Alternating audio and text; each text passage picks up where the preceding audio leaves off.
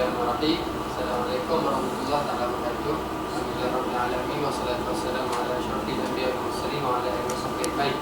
Okay, untuk hari ini insya-Allah kami daripada kumpulan Usuluddin Kaunseling akan membentangkan berkaitan dengan kitab Kubra Al-Yakiniyah Al-Qawiyah, subjek Mabahith Ilahiyat, surat 34 dan 37.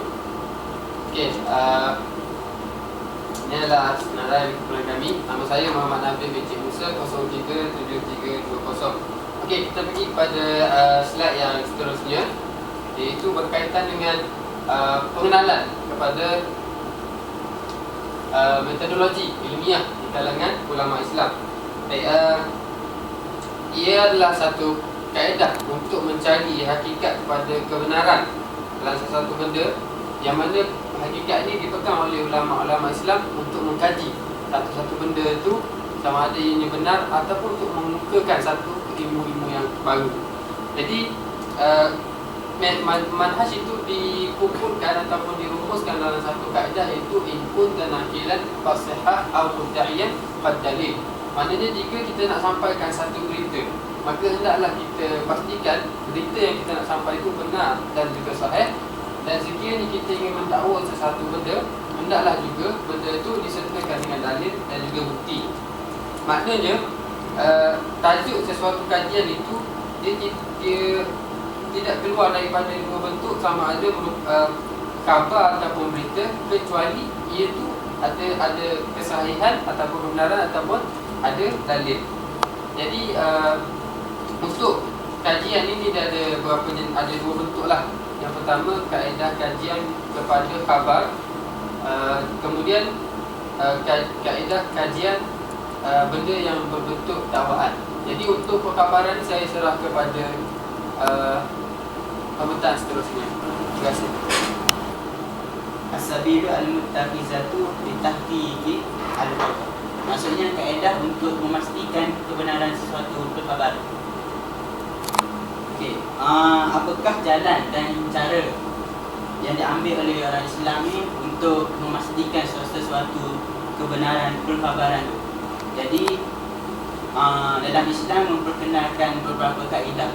Ada tiga kaedah.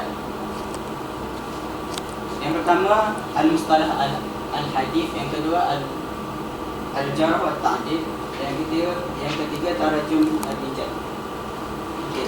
Gabungan ketiga-tiga ilmu ini telah membentuk satu ukuran atau timbangan yang halus, yang mana tujuannya adalah untuk menapis khabar atau berita yang bagi mengetahui kesahihan sesuatu berita.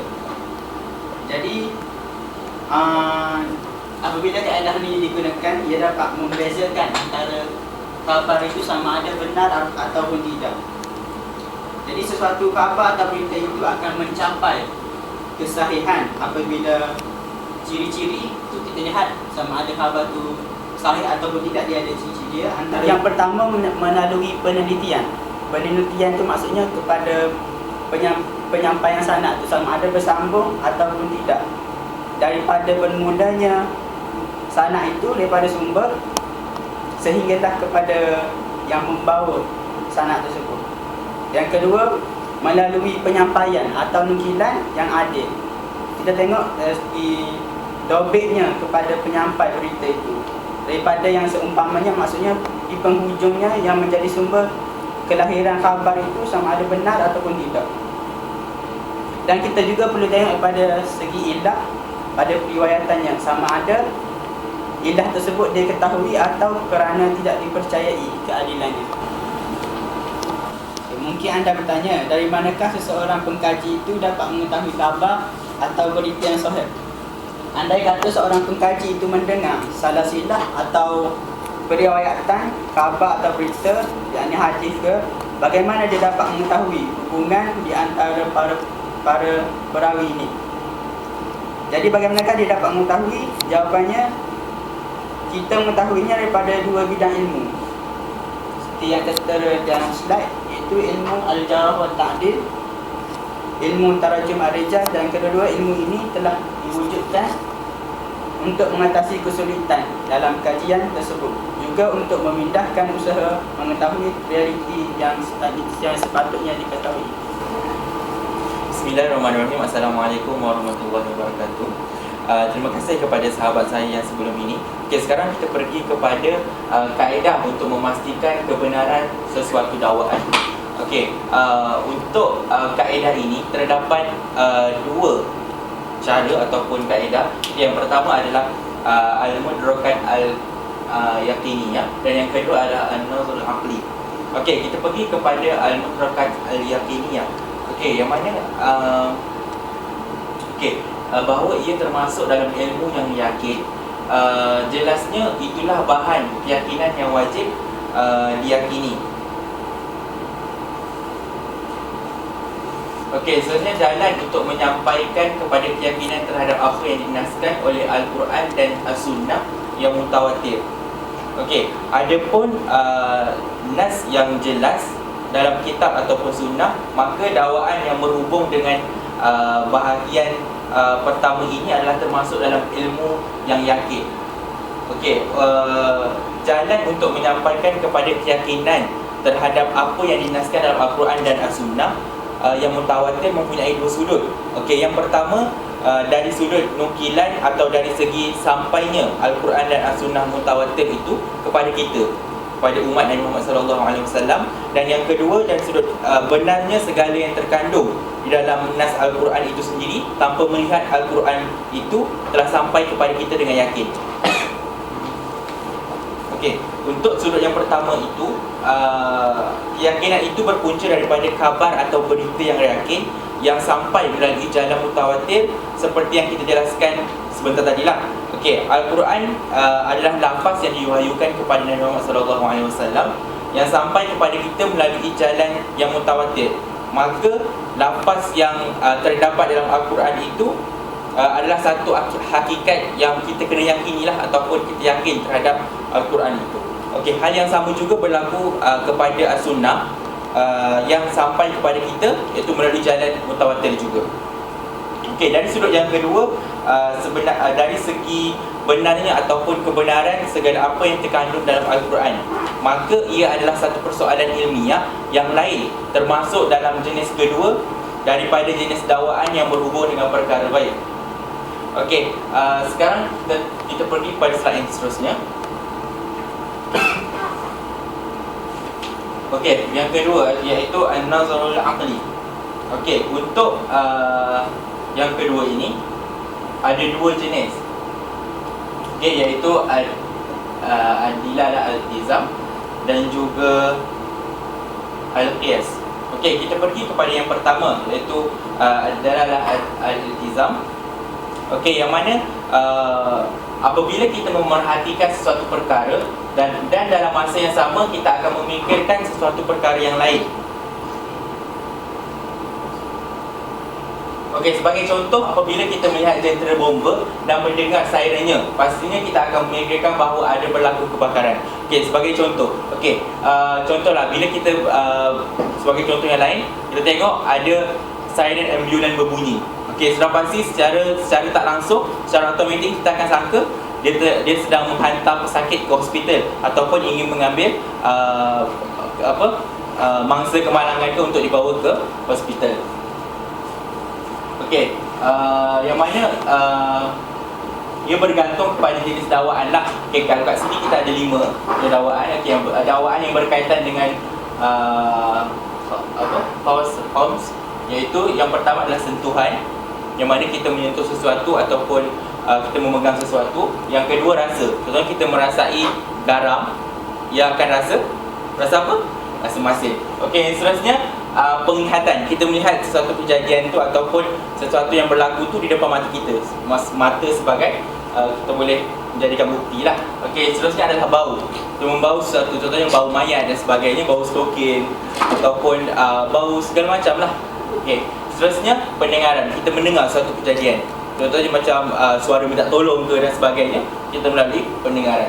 Okey, yang mana untuk kelima-lima ini adalah ia memerlukan kepada pengkajian, uji kaji dan pemerhatian lah. Okey, yang mana kelima-lima ini memerlukan kedua-dua pengkajian, iaitu uji kaji dan juga pemerhatian. iaitu Tadi at-tajribat al-musyahadah. Okey.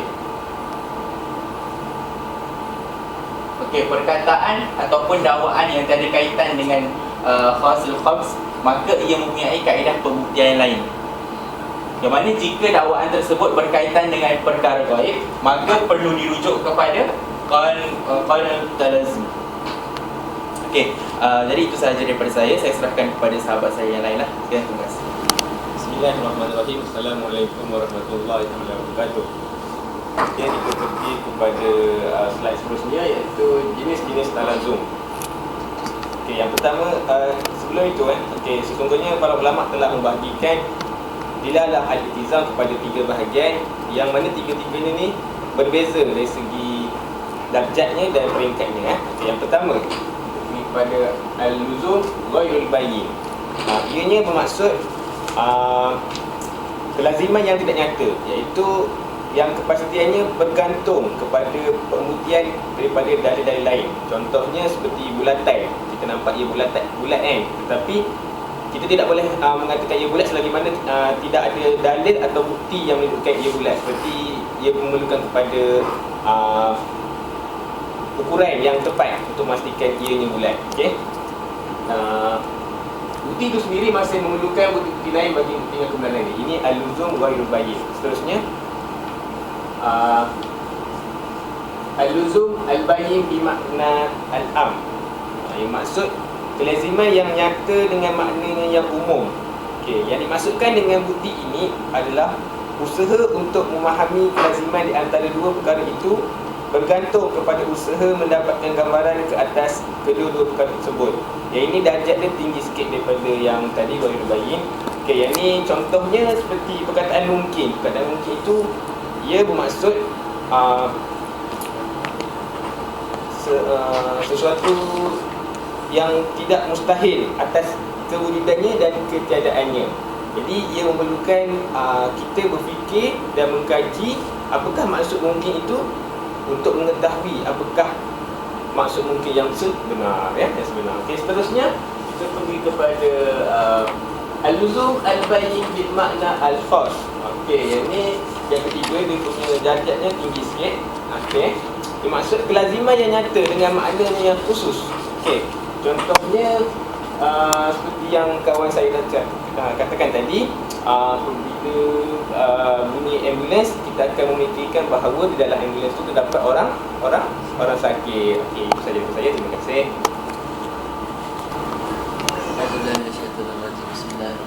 Assalamualaikum warahmatullahi wabarakatuh.